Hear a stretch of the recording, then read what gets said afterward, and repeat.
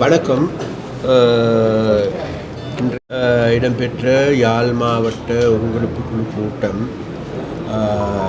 மிக வெற்றிகரமாக இனிதே முடிவடைந்தது.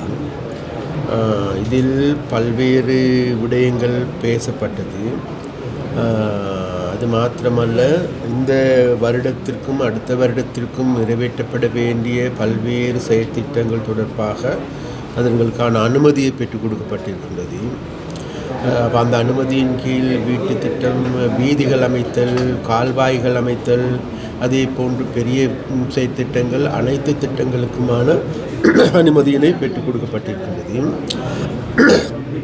அந்த வகையில் யாழ் மாவட்டத்தில் இடம்பெறுகின்ற அபிவிருத்தி திட்டம் என்பது உண்மையிலேயே எங்கள் எல்லோருக்குமே தெரியும். யாழ் மாவட்டத்தில் விசேடமாக வடமாகாணத்தில் பல்வேறு குறைபாடுகள் நிலவுகின்றது, பல்வேறு பிரச்சனைகள் நிலவுகின்றது. அது மாத்திரமல்ல, இது பல்வேறு தீவுகளை கொண்ட ஒரு மாவட்டம். அப்போ அந்த தீவுகளை கொண்ட மாவட்டத்தின் காரணமாக தீவுகள் முகம் கொடுக்கின்ற பிரச்சனை என்பது தனியான பிரச்சனையாக இருக்கின்றது. அங்கு போக்குவரத்து எடுத்துக்கொண்டாலும் சரி, அங்கு போக்குவரத்து பஸ் வண்டிகள் எடுத்துக்கொண்டாலும் சரி, படகு சேவை எடுத்துக்கொண்டாலும் கூட இவைகளின் கூட பல்வேறு குறைபாடுகள் தொடர்ச்சியாக காணக்கூடியதாக இருக்கின்றது. இது தொடர்பாக நாங்கள் தொடர்ச்சியாக அதற்குரிய நிறுவனங்கள், அதற்குரிய அதிகாரமளிக்கப்பட்ட அமைச்சர்களோடு நாங்கள் இது சம்பந்தமாக பேசியிருக்கின்றோம். பேசப்பட்டு அந்த அமைச்சர்கள், அந்த அதிகாரிகள், அதாவது அந்தந்த நிறுவனங்களை அழைத்து அதற்கான நடவடிக்கைகள் எடுத்தார்கள். எடுத்த போதிலும் கூட இன்னமும் கூட எங்களுக்கு எல்லோருக்குமே தெரிகின்றது, எடுக்கின்ற வேலைகள் ஓரளவு அசமந்த போக்குடன் செயல்படுவதை காணக்கூடியதாக இருக்கின்றது. இவ்வளவுதான் போதுமான அளவு நிதி ஒதுக்கப்பட்டாலும், மேலதிகமான நிதிகளை பெற்றுக்கொள்ளும்படி கேட்டாலும், அது மாத்திரமல்ல இந்த திட்டங்களை நடைமுறைப்படுத்துவதற்கு சரியான செயற்திட்டங்களை முன்னெடுங்கள் என்று மிக வினயமாக கேட்டுக்கொண்ட போதிலும் கூட ஒரு சில நிறுவனங்களில் இருக்கின்ற அதிகாரிகளுடைய அசம்பந்த போக்கும் காணக்கூடியதாக இருக்கின்றது. அப்போ அதனால் விசேடமாக நாங்கள் இன்றைக்கு இடம்பெற்ற இந்த குழு கூட்டத்தின் முடிவிலே நாங்கள் முடிவெடுக்க வேண்டிய ஒரு தேவை இருக்கின்றது. மீண்டும் நாங்கள், அதாவது இன்றைக்கு நாங்கள் பேசப்பட்ட பல்வேறு விடயங்கள் இருக்கின்றது. போக்குவரத்து பிரச்சனை எடுத்துக்கொண்டாலும் சரி, போக்குவரத்துக்குரிய அமைச்சரோடு அல்லது அதற்கான தனியான குழுவினை அமைத்து அதனூடாக அந்த போக்குவரத்து பிரச்சனைகளை சீர் செய்வதற்கான நடவடிக்கை எடுப்பதற்கான தனியான குழு அமைக்கப்பட வேண்டும் என்று முடிவெடுக்கப்பட்டது. அதே போன்று விசேடமாக வீதிகள் சம்பந்தமான RDAD போன்ற நிறுவனங்களால் முன்னெடுக்கப்படுகின்ற செயல் திட்டங்கள் அதிலும் கூட ஒரு அசமந்த போக்கு காணக்கூடியதாக இருக்கின்றது. துரிதமாக இடம்பெறுகின்ற இல்லாத ஒரு நிலைமை காணக்கூடியதாக இருக்கின்றது. அதனால் அவைகளை துரிதப்படுத்திக் கொள்வதற்கு என்ன நடவடிக்கை எடுக்கப்பட வேண்டும் என்று நாங்கள் மீண்டும் மீண்டும் சிந்திக்கப்பட வேண்டியதாக இருக்கின்றது. அதனால் எதிர்வரும் காலங்களில் இந்த RDA உள்ளிட்ட அனைத்து நிறுவனங்களையும் தனியாக வரவழைத்து அது சம்பந்தமாக மீண்டும் பேசப்பட்டு இது சம்பந்தமாக துரிதப்படுத்திக் கொள்ள வேண்டிய தேவை இருக்கின்றது. அதே போன்று தொடர்ச்சியாக யாழ் மாவட்டத்தில் நாங்கள் முகம் கொடுக்கின்ற பிரதான பிரச்சனை தான் வேறு எதுமல்ல, இந்த காணி விடுவிப்பு சம்பந்தமான பிரச்சனை. அது உண்மையிலேயே மக்களுடைய பிரச்சனை. அது மாத்திரமல்ல, எங்களுடைய அரசாங்கத்திலும் கூட வாக்குறுதி அளிக்கப்பட்ட பிரச்சனை. அது மாத்திரமல்ல, இந்த தையெட்டு வியாரை எடுத்துக்கொண்டாலும் கூட அது தீர்க்கப்பட வேண்டிய பிரச்சனை. அந்த தையெட்டு வியாரைக்கு அண்மித்திருக்கின்ற அனைத்து காணிகளும் விடுவிக்கப்பட வேண்டும் என்பது எந்த விதமான மாற்று கருத்துக்கள் இல்லை. இருந்த போதிலும் கூட இப்பொழுது நாங்கள் அதில் 180% செயற்பாடுகளை முடித்திருக்கின்றோம். அவ்வாறு முடித்து அந்த காணி உரிமையாளர்களுக்கு 17 காணி உரிமையாளர்களை இனக்கண்டு கொண்டிருக்கின்றோம். அவர்களுக்கு அவர்களுடைய காணிகளை இனக்கண்டு அவர்களை அளவிட்டு அவைகளை மீள பெற்றுக் கொடுப்பதற்கான நடவடிக்கையை நாங்கள் எடுத்திருக்கின்றோம். இது தொடர்பாக பௌத்த சாசன அமைச்சர் சுனில் செனவி அவர்களும் இந்த குழுவில் இருக்கின்றார்கள். நானும் அந்த குழுவில் இருக்கின்றேன். அதே போன்று நீதி அமைச்சர் அரசு நாணயக்காரரும் அந்த குழுவில் இருக்கின்றார்கள். அது மாத்திரமல்ல, அதை சார்ந்த அனைத்து அதிகாரிகளும் இதில் இருக்கின்றார்கள். அது மாத்திரமல்ல, யாழ் மாவட்ட அரசாங்க அதிபர், அதே போன்று தெல்லிப்பல DS உள்ளிட்ட அனைவரும் இந்த குழு கூட்டங்களில் இருக்கின்றார்கள். அதே போன்று இந்த பிரச்சனைக்கு காரணமாக இருக்கின்ற பன்சலையில் இருக்கின்ற அந்த விக்குமார்களும் இதில் இருக்கின்றார்கள். அனைவரோடும் சேர்ந்து நாங்கள் இதை ஒரு சுமூகமான முடிவுக்கு கொண்டு வருவதற்கான நடவடிக்கைகள் எடுத்திருக்கின்றோம். அதை வெகு சீக்கிரமாக செய்வோம் என்று நாங்கள் கூறிக்கொள்ள விரும்புகின்றோம். அதே போன்ற விஷயமாக இனிவரும் காலங்களில் இந்த மாவட்ட ஒருங்கிணைப்பு குழு கூட்டம் என்பது உண்மையிலே இந்த மாவட்டத்தில் இடம்பெறுகின்ற அபிவிருத்தி வேலைகள் சம்பந்தமாக அந்த அபிவிருத்தி வேலைகளை ஆராய்வதற்கும் அவைகள் சம்பந்தமாக மேலே ஏதாவது குறைபாடுகள் இருக்குமாக அந்த அவைகளை நிவர்த்தி செய்து கொள்வதற்கான ஒரு குழு கூட்டமாகவே இருக்க வேண்டும் நாங்கள் எதிர்பார்க்கின்றோம். அதனால் நாங்கள் இனிவரும் காலங்களில் இது சம்பந்தமாக ஒரு சில கட்டுப்பாடுகளை விதிக்கலாம் என்றும் நாங்கள் பார்க்கின்றோம். அந்த கட்டுப்பாடுகள் தான் வேறு எதுவுமல்ல. இது நாள் வரைக்கும் நடைபெற்ற இந்த டிசிசி கூட்டங்களை பார்க்கின்ற பொழுது அதே போன்று பிரதேச மட்டத்தில் இடம்பெறுகின்ற ஒருங்கிணைப்பு குழு கூட்டங்களை பார்க்கின்ற பொழுது இந்த கூட்டங்களில் வெறும் கலேபரமான நிலைமை ஏற்படுகின்றதே தவிர குழப்பகரமான நிலைமை ஏற்படுகின்றதே தவிர அதில் எந்த விதமான முடிவுகளை எடுக்க முடியாத ஒரு நிலைமை ஏற்படுகின்றதே தவிர மக்களுக்கு ஆரோக்கியமான சபைகளாக அல்லது நிறுவனங்களாக இல்லை என்பதும் காணக்கூடியதாக இருக்கிறது. அப்போ அந்த வகையில் நாங்கள் பார்க்கின்றோம். அதற்கு நாங்கள் முன்னோடிகளாக முன்னுதாரணமாக திகழ வேண்டிய இடம்தான் விசேடமாக மாவட்ட ஒருங்கிணைப்பு குழு கூட்டம். அப்போ அந்த மாவட்ட ஒருங்கிணைப்பு கூட்டத்திலும் கூட கடந்த காலங்களில் நாங்கள் பார்க்கின்ற பொழுது கடந்த வருடம் நாங்கள் விசேடமாக 78க்கு அதிகமான விசேடமாக 18க்கு அதிகமான முக்கியமான திட்டங்கள் அன்றைக்கு விவாதிக்கப்பட்டது, பேசப்பட்டது.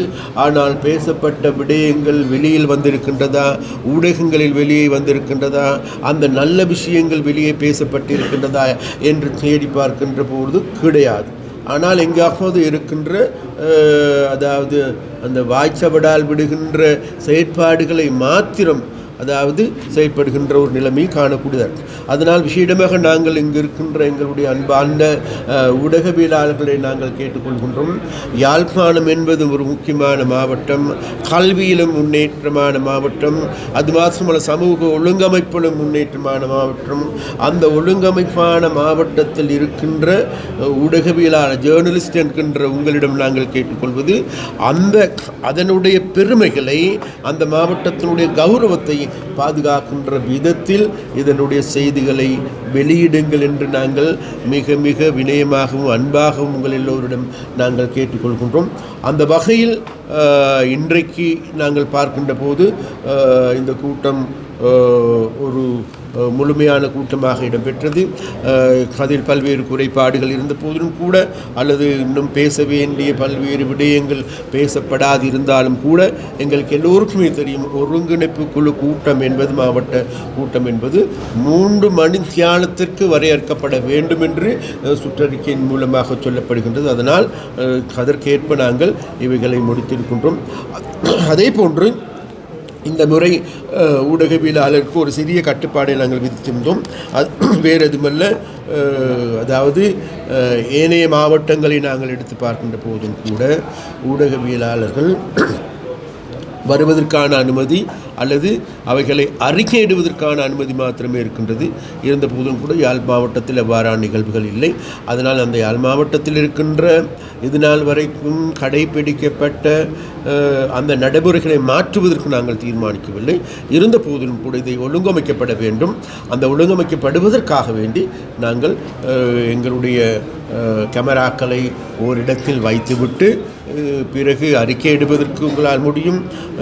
அது பிறகு இது சம்பந்தமான குழு கூட்டத்தின் முடிவிலை இவ்வாறான செய்தியாளர் சந்திப்பு, அந்த செய்தியாளர் சந்திப்பின் பொழுது உங்களுக்கு தேவையான கேள்விகளையும் கேட்டுக்கொண்டு அந்த இதுக்கு நீங்கள் ஒத்துழைப்பு தர வேண்டும் என்று கூறப்படுகின்றது. அதே போன்று இன்னொரு விடயத்தை சொல்ல வேண்டும். எங்களுக்கு இங்கே இருக்கின்ற ஊடக நிறுவனங்கள் ஊடாக கடிதங்கள் கூட கொடுக்கப்பட்டிருக்கின்றது.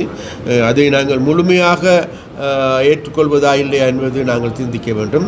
ஏனென்றால் ஒரு சில ஊடக நிறுவனங்கள் ஊடாக வழங்குகின்ற போது அந்த நிறுவனங்களுக்கு எல்லா மாவட்டத்தில் இருக்கின்ற எல்லா ஊடகங்களும் அவர்களோடு தொடர்பில் இருக்கின்றார்களா, அவர்களுடைய அங்கத்தவர்களாக கேட்கின்ற போது அதில் கேள்விக்குறியாக இருக்கின்றது.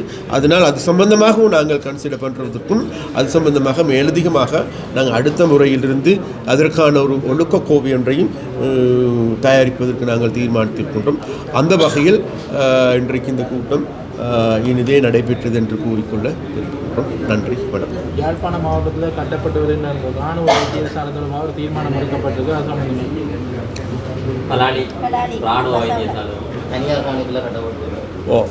அது தனியார் அதாவது நாங்கள் அதில் மிக தெளிவாக குறிப்பிட்டிருந்தேன் அந்த கூட்டத்திலும் கூட. அதாவது கிழக்கு பக்கமாக இருக்கின்ற பிரதேசம் முழுவதையும் விடுவிப்பதற்கான நடவடிக்கைகள் எடுக்கப்பட்டு வருகின்றன.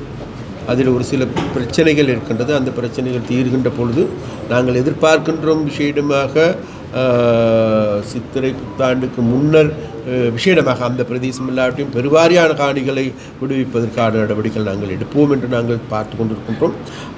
அந்த வகையில் அந்த கட்டப்பட்டு வருகின்ற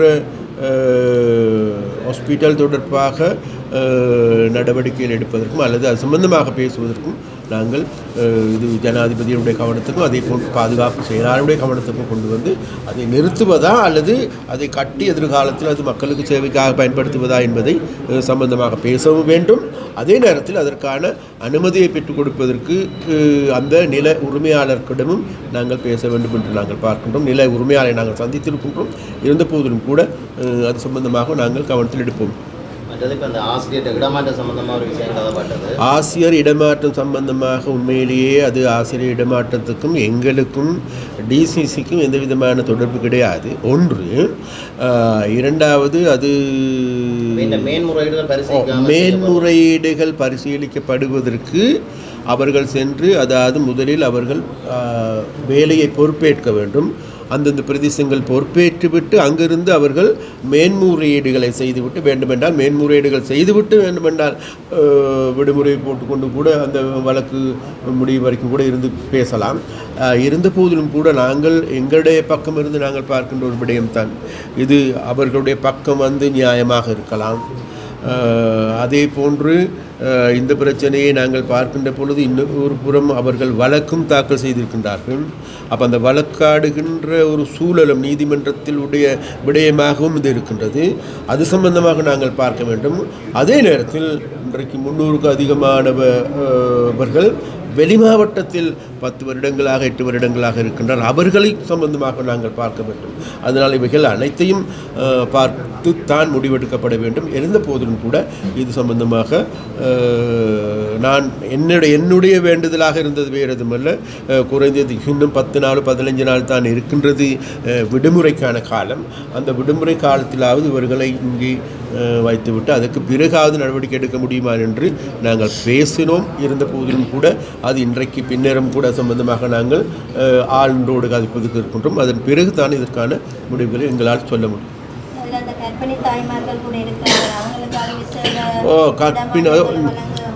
அதாவது நான் சொல்கிறேன்னா, அதாவது இதில் விசேட பிரச்சனைகள் உடையவர்கள் இருப்பார்களாக இருந்தால் அவர்களுடைய பிரச்சனையை கருத்தில் எடுப்பதற்கும் கரிசனை காட்டுவதற்கும் முடியும்.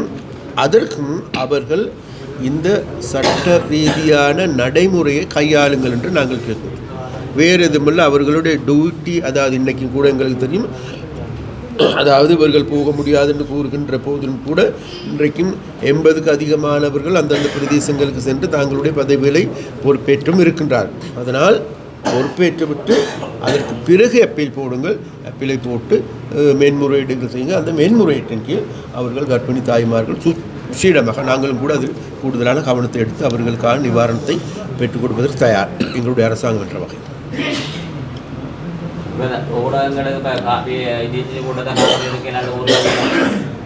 தொடர்ச்சியாக ஒரு நாடாளுமன்ற உறுப்பினர் அவர் நேரடியாக இந்த டிசி கூட்டங்களில் லைவ் போட்டு கொண்டிருப்பார். அவருக்கு என்ன நடவடிக்கை எடுக்க? அது நடவடிக்கை உண்மையிலே இன்றைக்கு நாங்கள் முதல்ல இந்த இடத்துல நாங்கள் ஒரு ஒழுங்குமுறை கொண்டு வர வேண்டும் ஒரு பக்கம்.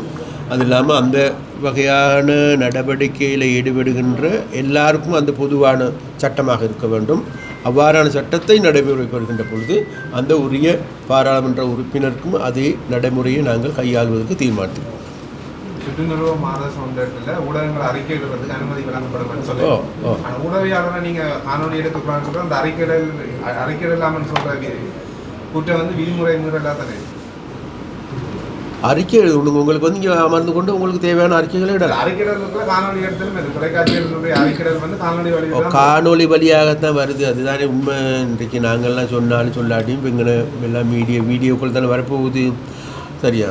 அப்போ அந்த வீடியோக்கள் எடுக்கிறது பரவாயில்லை. வீடியோக்களை வந்து ஆட்களுக்கு ஒவ்வொருத்தரும் பேசுகின்ற பொழுது அவர்களுக்கு முன்னால் ஓடி அங்கே ஓடி இங்கே ஓடி அப்படி அந்த அந்த அந்த என்ன வீவஸ் வருகின்ற கட்ஸ் மாத்திரம் எடுக்க வேண்டான்னு தான் நம்ம சொல்கிறோம். பொதுவாக எடுத்து அதுக்கு பிறகு நாங்கள் அடுத்த வருஷம் அடுத்த முறை நாங்கள் தீர்மானிச்சிருக்கிறோம்.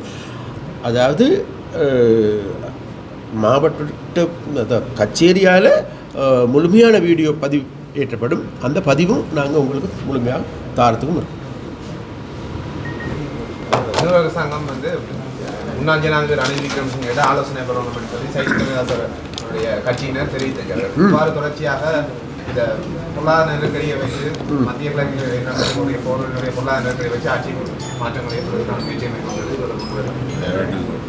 ஒரு உண்மை இருக்கு. என்னண்டா ரணில் விக்ரமசிங்கா கிட்ட ஆலோசனை பெற வேண்டிய அளவுக்கு ஒரு மந்த நிலைமையில் இருக்கின்ற அரசாங்கம் இல்லை எங்களுடைய அரசாங்கம்.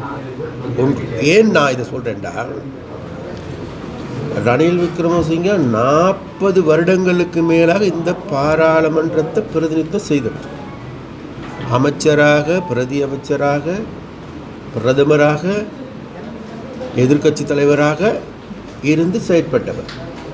அப்போ அதே நேரத்தில் இந்த நமது நாட்டில் ஏற்பட்ட பல்வேறு விதமான மோசடிகளுக்கு காரணகர்த்தாக்களாக இருந்தவர். விஷயமாக எங்களுக்கு எல்லோருக்கும் தெரியும்.